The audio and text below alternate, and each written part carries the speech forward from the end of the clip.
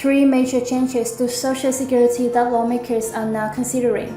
So let's get right into it. Alright, along with everything else going on right now in regards to new bills, pieces of legislation, and of course reform to Social Security and program that could ultimately raise benefits, increase solvency, change the way that the annual cost of living adjustment is calculated, as well as increase the minimum guaranteed benefit, as well as the variety of other major changes. Lawmakers are now considering at least three other major changes that they may want to bring into the Social Security program. So this is actually a very important point, because as of right now, across all those programs that is mentioned a few seconds ago, there are over 70 million beneficiaries that receive benefits every single month. So as you can see, it is very important to keep a pulse on what is actually going on as far as what lawmakers are considering. Well, over the last few weeks and even over the last few months here, we've seen multiple different proposals coming out of Congress as far as what they want to do to change the program, increase solvency, raise benefits, a whole variety of different things that we've been talked about in previous video. However, there are now three major changes that they want to now considering, and I want to lay this out for you. Now here's the thing. Through all these other bills and pieces of legislation that are currently out there now, to change Social Security and do all these other things that they want to do to the program, provided if they actually get any of these things done, or maybe we get nothing done. The fact of the matter is they need to do something, and we've talked about this in previous videos. However, they may be offering some different concessions right now, so there's just a handful of different pieces of legislation that are currently out there now to change some of these programs out there. However, some of the lawmakers are now coming forward and agreeing that, hey, maybe we can't actually do all these things that they want to do, but we do recognize that we need to do to make some major changes to Social Security. So here's what they're coming back with, and these are actually kind of important to pay attention to, because maybe they don't actually do some of these other promises that they've thrown out there, like raising benefits or increasing benefits to the payroll poverty line, or a variety of other changes that they may want to implement. But instead, they might give everybody the shot and say, just kidding, we're going to do these other changes instead. And a lot of people are waiting for some raises to benefits. So here's what they're thinking. Number one, they recognize that there are some major solvency issues with Social Security.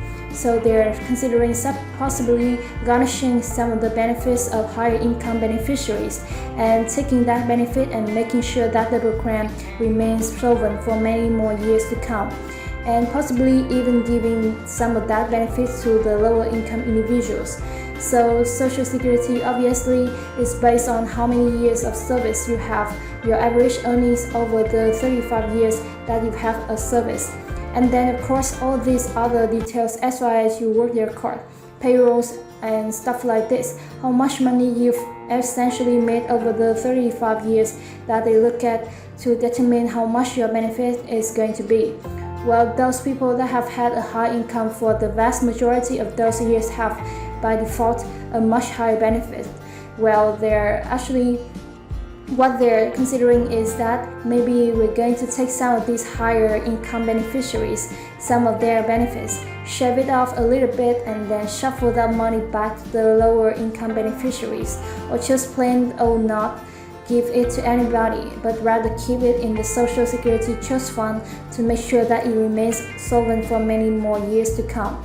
This isn't really fair if we're cutting the benefits down for the higher income beneficiaries, and then some other people are also saying this is totally fair. If somebody has a higher income and they've made a whole bunch of money throughout their entire working career, they can probably afford to sacrifice a few $100, $500, $1,000 a month, and then we may keep that money back in the trust fund or send that money back into the lower income beneficiary. Next, they are potentially considering pushing out the full retirement age. So as of right now, the full retirement age is obviously anywhere between 66 and 67. Anybody born after 1960, the full retirement age is 67. However, they're looking at the situation and thinking, well, life expectancies have actually gone up, Therefore, people are living a lot longer these days.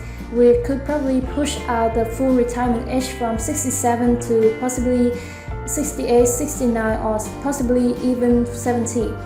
This would prevent a lot of people from getting benefits at the age of 67. Therefore, it would increase the solvency of the program by quite a bit, because millions and millions of people would not be able to start drawing on their benefits at the age of 67, 68, things like this. So as a result of that, this would increase the solvency by a lot, and ultimately make sure that beneficiaries are currently receiving benefits remain getting their full promised benefits for many more years to come, versus that major cliff that we're seeing out about 30 years from right now in 2035, when they're only going to be able to pay out about 80% of promised benefits. In other words, a 20% reduction in benefits would be happening pretty much immediately, so they're trying to avoid that, right? Now the next one would be raising the cap on payroll taxes. So as of right now in 2022, the maximum amount that somebody would pay in payroll taxes for Social Security is $147,000. Any money earned over $147,000 is exempt from Social Security taxes. Well, as a result of that, they're looking at the situation saying, this is an easy money grab right here, where they can just start raising that cap up for anybody earning over $147,000. They would have not to pay taxes for Social Security on any income over that. Well, as of right now, any income over that is exempt from Social Security taxes. So they're just looking at the situation saying this would be an easy money grab. All we could do is just put an infinite and it money over 147, or virtually all incomes is then subjected to Social Security taxes. And they're saying this would generate hundreds of billions of dollars of taxes revenues for the Social Security Trust Fund, and ultimately make sure that it is solvent for many more years to come. However, one major problem, many lawmakers are saying, no way. We're not going for that. We're not going to support any additional tax increases on Social Security. So that is one of the things that they are considering. Maybe they raise payroll taxes a little bit, tiny bit. Maybe they pump that cap up on earnings to maybe $170, maybe $180, maybe $200,000. So they're saying this is kind of a program based on earnings and lifetime earnings and all these over the 35 years. So you can see here's a hot button issue for sure, where these lawmakers are pretty much clueless on what to do going forward. They don't know a good solution, but ultimately they will come together on something. And these are the few of the three major changes that they are now considering.